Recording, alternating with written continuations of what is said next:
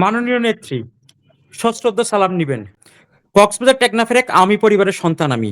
মাননীয় নেত্রী, আপনি জানেন 5ই আগস্ট 2024 সালে জঙ্গি উত্থানের পর সারা দেশে মুক্তিযুদ্ধের সপক্ষের মানুষরা যে অত্যাচার জুলুমের শিকার হচ্ছে, আমরা টেকনাফ বা কক্সবাজারবাসীও এর ব্যতিক্রম নয়। আপনি পর্যটন শিল্পের জন্য যে সকল কার্যক্রম নিয়েছিলেন সেগুলো আজ বন্ধ। মাননীয় নেত্রী, টেকনাফের সাবরাং ইকো ট্যুরিজম পার্কের কাজ বন্ধ। পর্যটকরা এখন মেরিন ড্রাইভে যেতে পারে না অপহরণের ভয়ে। জঙ্গি সরকার রোহিঙ্গাদের সরাসরি নানা রকম দেশ বিরোধী কাজে পৃষ্ঠপোষকতা করছে। এই শুধু মহাশয়তান ইউনুস আজ সেন্ট মার্টিন দ্বীপকে দেশ থেকে বিচ্ছিন্ন করে ফেলেছে।